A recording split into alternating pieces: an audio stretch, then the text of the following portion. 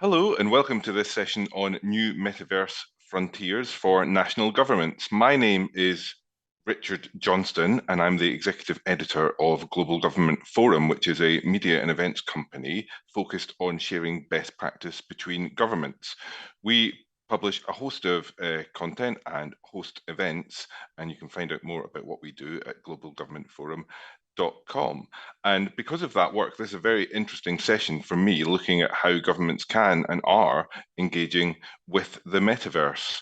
Although relatively few nations have established a presence in the metaverse, it could have significant potential uses for national governments.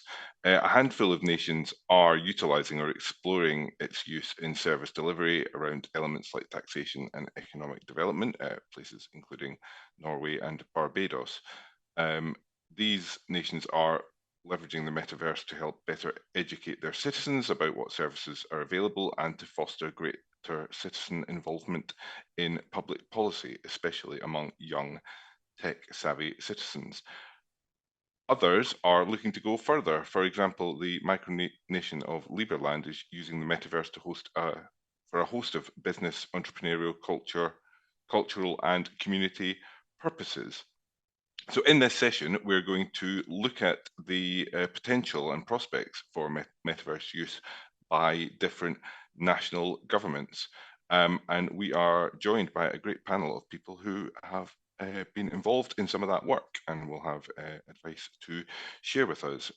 We're joined today by our panel, Mikhail Patatnik, the Liberland Deputy Minister of Justice. We're also joined by Michael Mosconi, a writer, futurologist and conference producer. We're also joined by Magnus Jones, the Nordic Blockchain and Innovation Lead at EY Tax and Law, and Dr. Stephanie Borg-Pasila, the Director for Digital Policy at the Diplo Foundation. Firstly, we're going to hear from Mikhail. Good morning, I'm Michael from Liberland. I'm working as the Minister of Justice of Liberland, meaning that I am drafting the laws, compiling the constitution, and resolving legal issues which are the most important for the future of the country. And I also am working with the people who make our blockchain, build our blockchain. Great, thank you, Michael. If I can just ask you to maybe expand on that a little bit, tell us a little bit about Liberland. What was the kind of thinking behind it, and what is its current status? Liberland is a sovereign country built as the national homeland for all people who love liberty.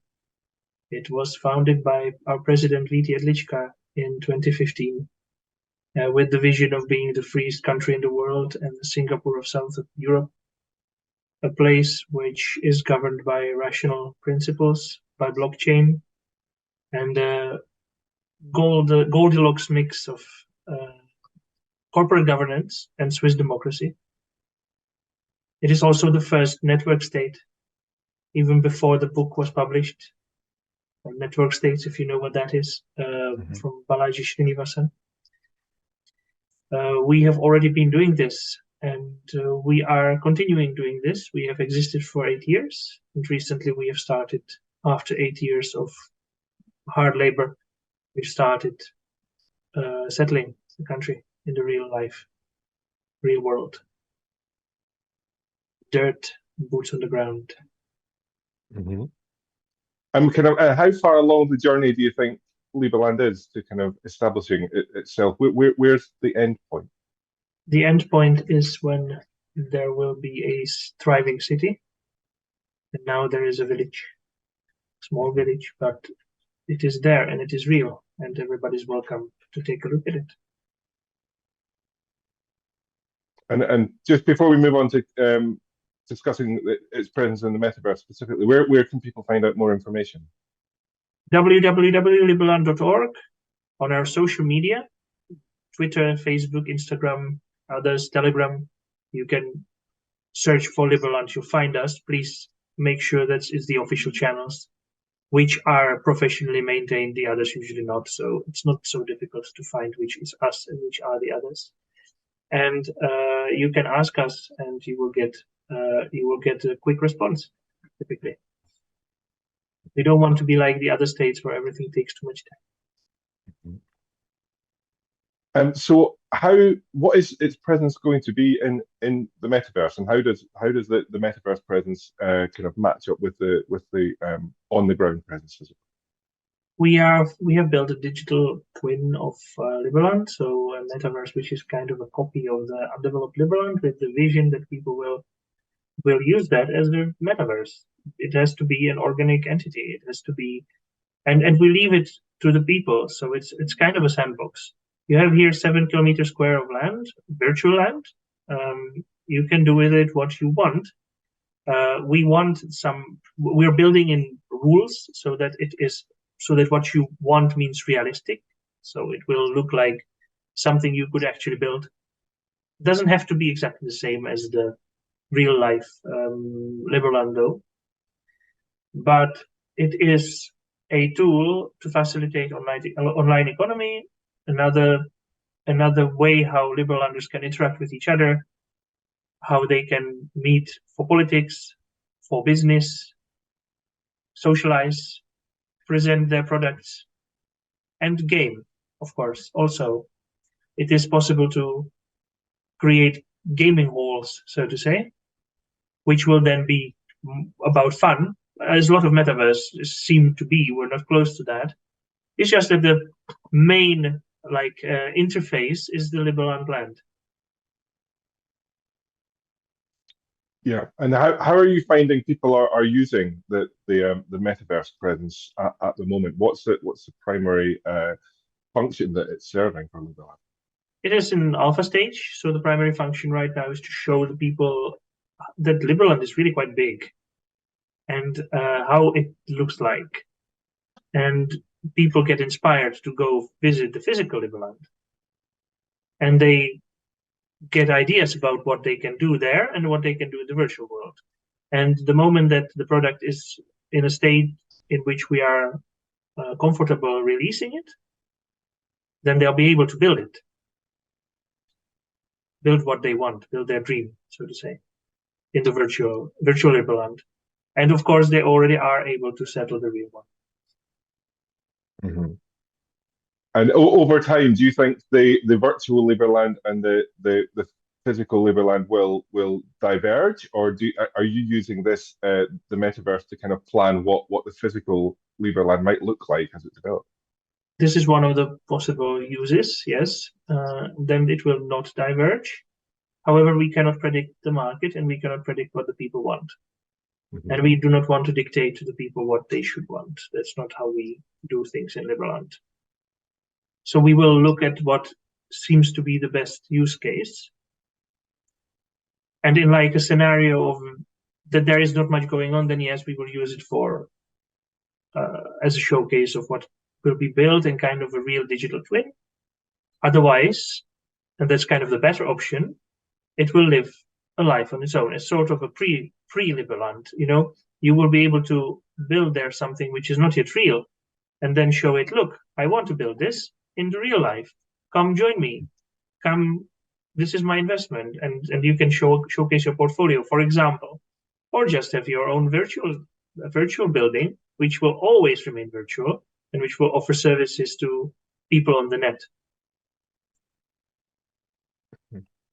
And I think there was a lot of publicity around Liberland, kind of as the physical site has been developed. Has there been a lot of engagement, a lot of excitement that you have found from engagement in the metaverse version, as it were? Is it inspiring the same interest as the physical location did? We are mainly about the real life country. We do not seek the same excitement, although we would be happy for it. But we are happy with interest and excitement in the real life country because that's what we do. That's the main point. We've never deviated from that. The metaverse is a complement. It's not a replacement. Mm-hmm. And it cannot be in the current state of affairs of the world, so to say. People still need real life land, and we are delivering that. And perhaps as a final question, as that sort of complement, have you got any lessons or thoughts that you could share from the work you have done on terms of how the metaverse might help in the delivery of government services more generally in other countries? Are there lessons from what Liberland has done that other countries can look to for service delivery? I think people should really focus on mobile phones and VR headsets if people have that, and kind of have the metaverse as little applications, which will perform a certain needed use, something like a mobile phone, and have this as a connector of those little applications. Then you have gaming, that's its own thing. I don't want to give advice to that. We're not developing gaming per se, although we will enable it. We don't want to close ourselves down to fun. That is suicidal. But Yeah. for utility metaverses or business metaverses or whatnot, they should be like a set of applications which are strictly functional and aesthetical. So the metaverse can give you a lot of aesthetics, which will wow the customer, which will streamline the public service and make it look really interesting and informative. And so it will be like sort of in a Disneyland, like get inspired by Disneyland and such parks, where well, maybe not the Disneyland. I have one which comes to mind, but most people don't know it. It's called the Efteling. This in Holland. You can Google it. There, like everything is placed to be comfortable and fun and friendly for the users, and this is kind of the vision for the metaverse. Plus, everything has to really be connected to the purpose of it, because in metaverse, unlike in the real world, you can really shape the environment the way you need it. So do it. Don't be shy of it. Don't even be too like. And this is kind of like what we're not doing, but we have our own way. But for the general metaverse, like, don't be too attached to the metaverse, a metaphor of a real life. That's there only for people to understand what you're doing. So use that to the fullest, but not beyond that. Don't feel too constrained. Like if people can't teleport in real life, have them teleport there. Look into movies, what looks cool there, and implement that for the effects, and you'll be fine. You'll be exactly as fine as using the metaphor, because the movie magic is kind of a part of the Western culture, so people understand that. I think this is how I would do it, and leave people be people in most of the cases. So like, it's good to have avatars, I think, and to have them walk on like spaces. Like it's much more difficult to have you, which is actually much more native to the environment. I mean, just be like disembodied consciousness, like to not have a body, to not have to walk, to not have to have physics that much. That's native to the environment. However, it may be confusing to people now. And I think maybe later this will be the way, but now it isn't yet. Yeah, that's a great point to end on, sketching out some of the possibilities that lie ahead. Thank you very much, Michael, for your time. No problem. Thank you very much, and have a great conference. Thank you. Bye-bye. And that's a really interesting note, I think, to end that contribution from Mikhail on, and to move to the rest of our panel session. Now we're going to hear from Michael Moscone about the potential for the metaverse in expanding how citizens can engage with government. My name is Michael Mascione. I'm a writer, futurist, and conference producer. I'm also the author of Reinventing Government Through Political Entrepreneurship and Exponential Innovation, which was released last year. I'm also the author of New Startup and Innovation Models in Government and Politics, which will be released at the end of November. And both books discuss the role of the metaverse in government on both the national and local levels. So what I'm interested in focusing on today is basically the role of the metaverse as a lab for new government policies and programs, as a way to test these new policies and initiatives, and basically co-develop, co-create policies with citizens and other relevant parties. So this basically has a history in the sense that this kind of testing of new ideas was done in the past in virtual worlds. And the metaverse allows this to be done on a broader basis, especially with the incorporation of such technologies as XR and VR. So I basically feel that the testing of these new programs in the metaverse will be more likely conducted, at least initially, by what I call experimental nations. That includes virtual nations, space nations, and hybrid nations like Liberland. And you've just heard a presentation on Liberland from one of the other speakers, Michael Potasnik. So anyway, that's basically the gist of my presentation. Thank you very much, Michael. Really interesting contribution there. And now we're going to hear from Magnus about the work that he has been involved in. Magnus. Thank you, Richard. Yes, my name is Magnus Jones. I am the Nordic Blockchain and Innovation Lead at EY, Ernst & Young. What I normally say, the boring auditor that also do fun stuff. So we have been involved and assisted Norwegian governments on building office in the metaverse. So the metaverse and governments, why say it straight out, heck, should governments go into a landscape who looks like this? Why go into a metaverse such as Decentraland, which is a horrible metaverse in terms of loading time that takes 3 to 5 minutes, graphics that doesn't necessarily load buildings, and a lack of users? Well, there are some reasons for why at least Norwegian governments chose to go in on this. As said, we have done this together with two government parties. One is the tax authorities, but also the business register office. Why so do the tax authorities of Norway want to be in a metaverse? Well, first of all, Decentraland is a DAO, a decentralized autonomous organization. They use crypto. A Norwegian tax authority, they've had a crypto task force group in place for many years. They are, if not the world leading when it comes to clustering and praising crypto. They've been dealing with this since 2012. They've also said we actually have a legal obligation per se by the law to be present where the users are, regardless of how many or few there are on new platforms also. So actually it was also to send a signal effect, but also to be present there to learn. Norway, the Norwegian tax authorities, they also issued world's first guidance on how to tax DeFi, decentralized finance, and also world's first guidance on how to tax NFTs, the non-fungible tokens. There we have a system of both these guidances. So they've had some work. They're working on a guide also on how to tax DAOs, the decentralized autonomous organizations, which then naturally Decentraland is. What better place is it then to just be at a stage, which is a DAO, to learn, to get experiences from that when you are to make an interpretation on actually how to deal with this one. And also, naturally, they want to be out there to, send the signal effect, as said. They want to use more carrot and stick in terms of having people to actually report the crypto. So it's also broader than just having to say that Decentraland is the chosen one. The reason for why they chose that was that we at EY also have an office in Decentraland.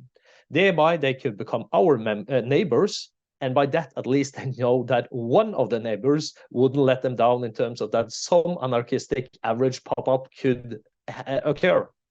So that's the reason for why they chose Decentraland, but not out of the elements surrounding it per se.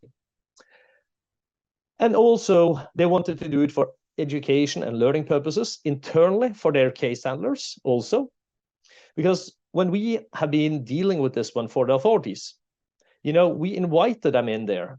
We invited case handlers in to join in. Then they think this is something cool. We built a clothing collection for the Norwegian government, which is NFTs. So we also handed out when these officers were to test it. And the average crypto officer, they have a view towards that all crypto is connected to some kind of anarchistic, semi or fully illicit activity. But when it comes to this, they see it in a different view. So we created, as said, these clothing to them. Some got yellow pants, some got pink, some got green. And then they started swapping these NFT tokens, the virtual clothing, among each other. Oh, look at my avatar. Look how cool it is. This is fun. While when doing that one afterwards, we said, you know what you guys just did? You executed a bunch of taxable transactions. These are NFTs. If it had a value, you would have to report it. These ones has 0 value. Then they become quiet. Then this also illustrates the level where the person who is building this landscape actually are doing R&D, research and development, and are playing with it in this way, not per se because they're criminals in any kind of way. This was also one of the reasons for why the head of the Crypto Task Force group also wanted to do this, to enlighten and learn from the inside of the organization as well. In addition, they wanted to do this one for recruitment purposes, because we at EY, we have an office there, as said. We have hired in some of the smartest minds from university there, just because none of our competitors are having presentations in there. Not about the quality of Decentraland and the Metaverse per se, but that we're actually doing it. We're handing out yellow virtual EY t-shirts as NFTs. The kids think it's cool. And that's why governments also need to get hold of the best students, and they didn't want to sort of lack out on that one. And the same goes for the register office. They have said, within 3 to 5 to 10 years, the world is not going to look like it does today. We need to be there to see the involvement, to learn. We also have a legal obligation to be there. And they also saw that there's a lack of knowledge among younger users or users in general that is within the crypto sphere and is within the DAO sphere, not only how to pay their taxes, but also when does eventually a VAT, a value-added tax, a sales tax obligation, enter into force. So they wanted to bring out that message. They also see that DAOs are coming. Should Norway do as Wyoming, Marshall Islands, other places who has then legally allowed to register a DAO? No better place to be than be in a DAO to learn, to understand from that one. Naturally, the same recruitment went from their side, but also they are looking into digital ID wallet structure, which is normally, looking into be token-based in some kind of way. Norway has also built and created the shareholder register, a solution for that one on the public mainnet of Ethereum. So the business register office, they have actually been dealing within this space for quite some years. So this matches very well in terms of, call it a longer, broader strategic plan that they have. So what did we build then? Well, if you are to build something for governments, I said we need to build something that is recognizable. You cannot just build a flying floors and something that looks like a spaceship, because the stakeholders, i.e. the Minister of Finance, the Director of Taxes, everyone who is involved in here, they need to see some similarities towards the real world. So we came up with the idea to find some classic Norwegian elements, a lighthouse of the signal effect. This is how it looks like on the coast of Norway, where the business entity register is located. And we also wanted to actually put into place, play it a little on the edge of the wording around having a fisherman, a national Norwegian sort of item, sitting in the lobby, say, don't trust fishy advice out there. Trust the Norwegian government's advice on crypto instead. And just to illustrate how far ahead the Norwegian governments are in terms of seeing a maturity level of who they are talking to, I also suggested that, this lighthouse, this is for the register office, but I have created something different for you guys. And this is a classic Norwegian element in the nature, and this is where the tax office is going to be. It's a classic Norwegian outdoor toilet that everyone has at their cabins. Why? Because this is where you're going to report your shitcoins, i.e. the crypto that has 0 value, and they'll just load it. And this is just to illustrate how governments are thinking in a totally different way. We didn't have the space available because we had to do this pretty swift, so we didn't have the space, unfortunately, to include the outdoor toilet. But I will now showcase a video how it ended up in a simple way, where you can enter into a building. You go in there, you can read some information on the walls, you get streamed up in the tower. There you can get also information and of the guidance that Norway has provided already on how to tax DeFi, how to tax NFTs, and also when VAT obligation enters into place. And then you can also click and get diverted to their website to get more information. So by that, I will just play a video that lasts a little bit longer than 1 minute here.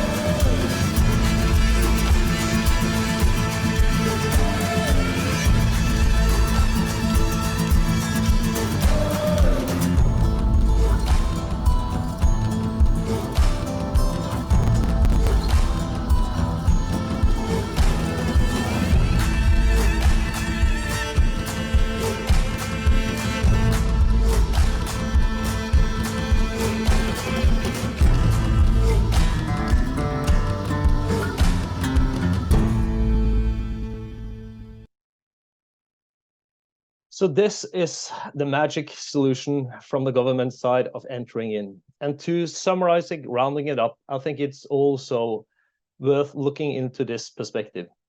Because regardless if you are on the government side or on the private side as private entity or a private person, I think what we've seen up until now is that people tend to look at all these different elements that is listed here in different ways. Supply chain, track and trace. Yes, use the blockchain for nothing else. Not using this horrible cryptocurrency. Well, you should use that for financial inclusion. And what about now when Norway also is using a test CBDC on the Ethereum blockchain that talks the same language as the register office solution, which is the public shareholder register, which is on the public mainnet of Ethereum? Well, then suddenly we see that these elements are connected towards the core finance functions, and not only the R&D departments of Nike, Louis Vuitton, Gucci, Adidas, etc., who is doing everything from the NFT part to Figitals, which also need to understand the elements of tokens, whether or not it's stable coins, cryptos, or virtual digital currencies in some kind of way. Then we also need to zoom out and lift and understand that Metaverse doesn't come in one sort of package. We divide it into three main categories. The consumer ones, like I showed, like Decentraland and Sandbox, for example. But we also have the enterprise metaverses. For example, I am part of the Interpol Metaverse Expert Group. When we have our meetings, we meet there. Interpol use this platform for learning education purposes. But we also have the industrialized metaverses where you use digital twins for efficiency or security purposes, IoT, all of these other stuff. And it's first when you connect all these dots together that you see a quite large picture where there are elements that are clearly based upon a token economy. And this is why the Norwegian government, both for the register office side, but also on the tax side, naturally, wanted to learn and understand and just be part of an element, which is just a little puzzle in a little brick in a much larger puzzle when we see these things all together. So by that, I thank you for the attention and pass the word further. Great, thanks very much, Magnus. A really interesting real-life example of where government agencies have engaged in the metaverse. And yes, there are some issues in that I think we'll want to pick up in questions later in the session. But before we get there, we're going to hear some opening thoughts from Stephanie. Thank you, Richard, and hello, everyone. Thank you for having me. My intervention is more zoomed out, more policy-oriented. So first, I'll share our experience at the Blow Foundation with a technology that paved the way for the metaverse. And while doing that, I'll highlight the key takeaways from that experience. And then I'll go through some governments' take-up of the metaverse and share projections on what we can expect. So I'll start. As you all know, the metaverse is a topic that has piqued the curiosity, but also skepticism of governments worldwide. So whenever a new technology becomes available, the first thing that governments usually ask is, or one of the first things, is usually, is this where the people are? So you have those who answer no, and those are the governments who will watch on sort of the sidelines. But those then who think that this is where the people will be in a few years' time, those are the governments which are, let's say, courageous enough to spend some time betting on their hunch, and they're the ones to embrace these new platforms. So let's take a look at the history, how we've come to this stage. So the closest technology to the metaverse is probably Second Life. I don't know if you heard about it. So Second Life is a virtual platform. It still exists, but not as popular as it was back then in around 2006 or 2007. So that's over 15 years ago, so quite a long time. And at the time, the Second Life, it attracted its fair share of popularity and also users. So my organization, Diplo Foundation, which has been working on the intersection of technology, policy, and diplomatic practice, we also embarked on the Second Life adventure. So we tested it out, and we saw what we could do with it. So in 2007, Diplo established the Diplomatic Island, it was called, on Second Life. And the Maldives, that was the first country to open a virtual embassy. Right after, Malta joined, where I come from, and so did the Philippines. So this precedent showcased the potential for diplomatic outreach in virtual spaces, and governments, at least a handful of governments, began to see that.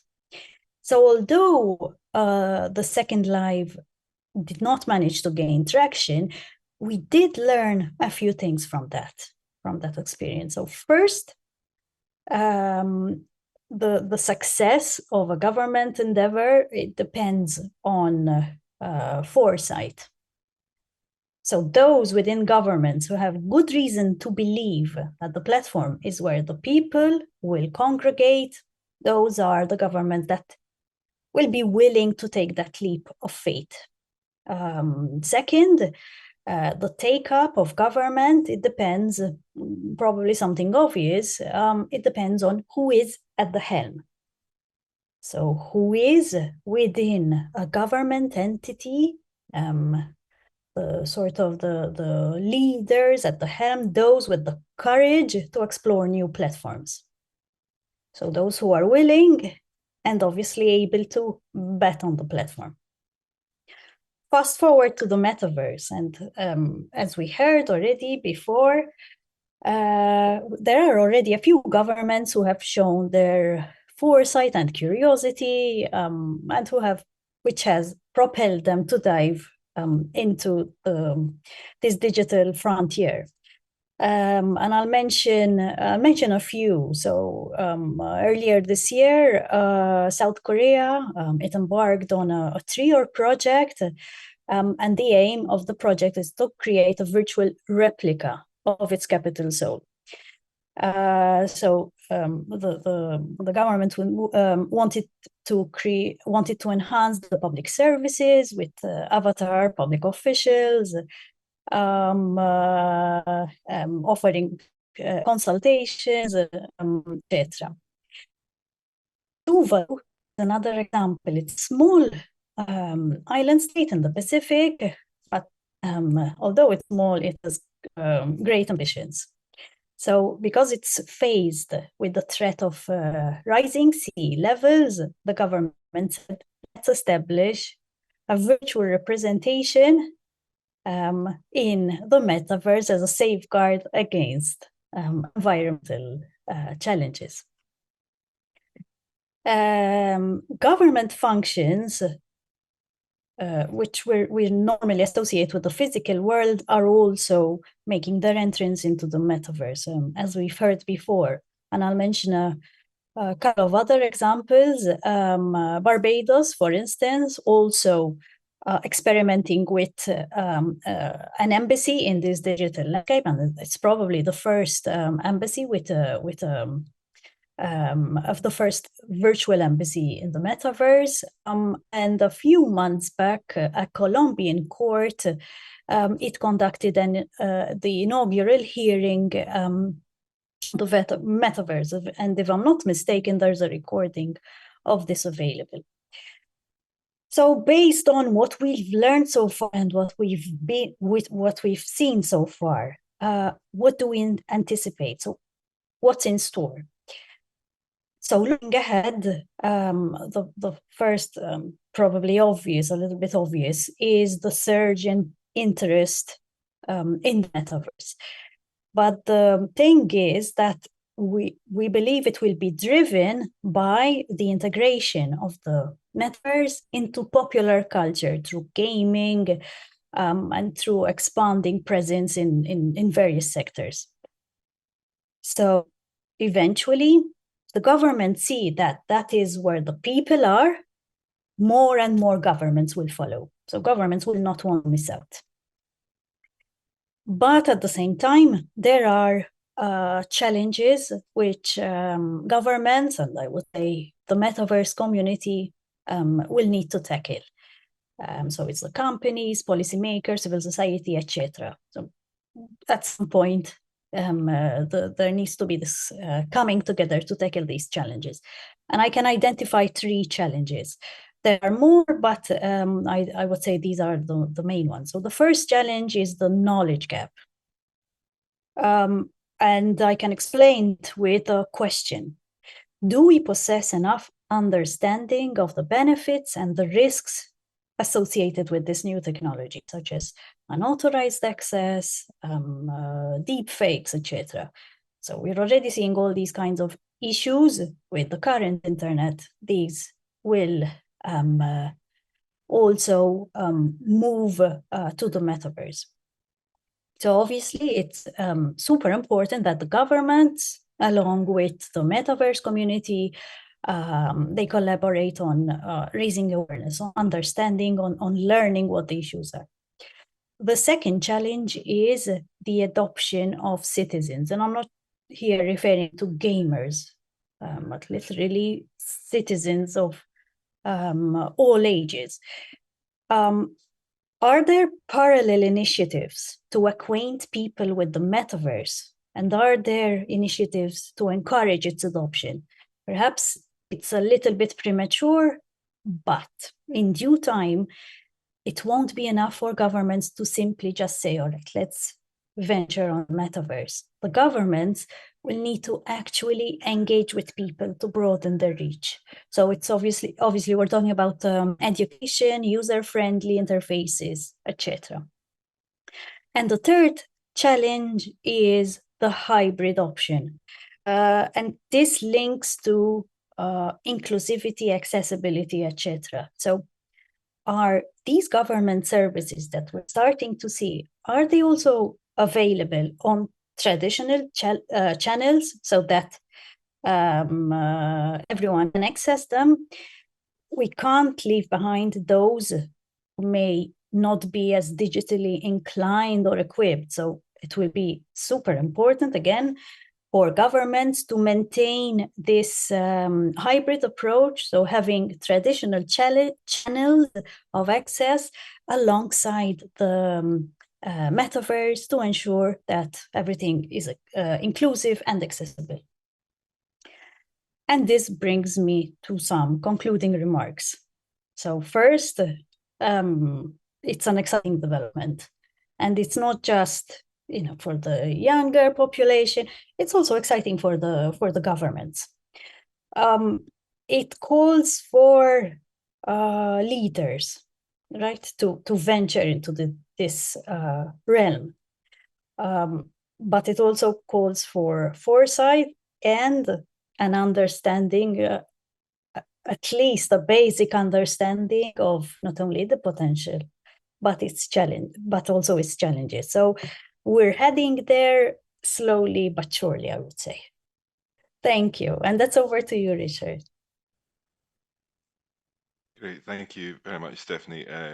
Really interesting, both on the potential and the challenges that might lie between here and unlocking it.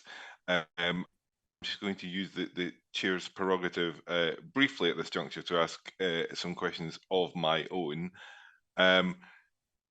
I mean, in Stephanie's comments, she made the point about is this where the people are, and governments need to be represented where the people are. That I wanted to put that point to Magnus in terms of getting some thoughts on the level of engagement that the government agencies have had in the metaverse. Have they found that it is where the people are, and they've been able to have kind of good and useful conversations? What is the level of engagement that they've found? I think if you look into metaverse in general, you have to also separate between what we call it metaverses, that is open public, or if it's virtual worlds like Roblox, for example, which is more centralized. And the centralized ones, they have millions of users, right? And most of these decentralized initiatives, like Sandbox, like Decentraland, but we have others like CryptoVoxels, Blocktopia, Hyperverge, Palca City, Weaver, Sansar, whatnot. There's so many of them out there, and most of these they don't have almost users all in. However, we see is still that there are quite large enterprises who's in there. Like, for example, close to a year ago, a Norwegian bank hired us in because they wanted to see if they should establish a virtual branch in Metaverse. They hired us in to do an analysis, a risk analysis of that one. Hence, we had to map the whole of Decentraland. How did we do it? We had just hired in two guys who was employed by us because they had been our presentation. Two of the smartest persons who was hands-on. They literally, physically, virtually walked on all parcels in Decentraland and know where they were. We found 20 banks there. 20 of the world's largest banks are in there. There's so many large entities and corporates that puts this one in a totally different perspective. So it's not per se about the users and the numbers there. It's about understanding the whole totality of an ecosystem that grows. That we have just seen this week, where also the CEO of Roblox went out and said, we are considering now moving over to using NFTs for our centralized platforms. This is where the governments need to take the learning experiences from the, call it, stupid use cases of being in a metaverse where there appears to be no one, which, for example, Norway has done and learned from that one, and now is more ready to apply it when you have literally hundreds of millions of users. So I don't think we should see ourselves blindly on it. And it's like the example where Stephanie mentioned of Second Life as well. Lots of people think it's dead, but still they have 70 million registered users. They got 350,000 new users coming in there every month. They have 200,000 active users every month from 200 different lands. It generates values for $80 million per year. There are something happening within this ecosystem, regardless of how you see it, how the perception is from the media or whatnot. But which one that will succeed, that is not up for me or sort of anyone else here to sort of guess anything around, because most of these metaverses will fall apart. But I think when we look into the world, how it evolves, we will see the elements of metaverse, which I mean is the three main pillars of technology: the XR, the extended reality, we see and hear and visualize things, the AI part, artificial intelligence, and then also the blockchain track. All of these three together are not only new technologies, they're all existing technologies. It's how we combine them. And I think that's the mismatch of people when they also throw out sort of saying, we need to regulate metaverse. Well, how can you make a regulation that covers XR, AI, and blockchain? That's impossible. You have to understand the underlying attribute of what it is. And that's down where, call it, the learning elements and takeaways is more of the niche of the details for the one, call it, who understands why you should be there. Like Norway, compared to just throwing out the whole sort of metaverse umbrella, taking everything under everything and saying, oh, this is just stupid, doesn't make sense. So I think we need to actually go a little bit more down and see the devil in the details of how we are preparing ourselves for a world where you get the Apple glasses out. You see, now you can suddenly get your iPhone pictures into a three-dimensional world. Then it needs the XR world. This is something also of the parts of maybe the stupid use cases that some media might refer to that we currently see in the metaverse right now. So I think we should see it in a broader perspective than locking our minds towards, a specific platform per se, compared to the combination of how you combine XR, AI, and blockchain, and not necessarily combining all of them, but just which parts of the different types of technology you use together. That's much more relevant than looking per se into the number of whether or not it's 40,000 or 40 million users that is in the platform. Yeah, it's a really interesting point. It's kind of about building up the capability, and you might not know quite where you're going to deploy it yet, but you've got the capability for when it's needed. I wanted to ask Stephanie about the Second Life example as well, because that struck me. Do you think, looking at what's been done in Second Life in terms of government services provides an indication of what might work in the metaverse? What kind of services are best best deployed or developed in these sort of spaces? Yes and no. Yes, because the capability is there, so the potential will be there. No, because I think it doesn't. It's not dependent only on that. I would say, judging also by how social media evolved, for instance, people on it also are also drivers of the let's say the what services the governments are encouraged to offer, right? So right, there is the capability, but ultimately for social media, not even for Second Life, I wouldn't say that Second Life reached that stage, but ultimately, if the people are, if the citizens take up the technology and you know, I mean, the numbers are I'm still I still believe that the number factor is important, like the network effect. So if governments see that the numbers are there and there is the appetite for government services, I think that's a big factor. I'm not sure how many governments do it the other way around. So Norway's example is really great, but how many Norways are there in reality?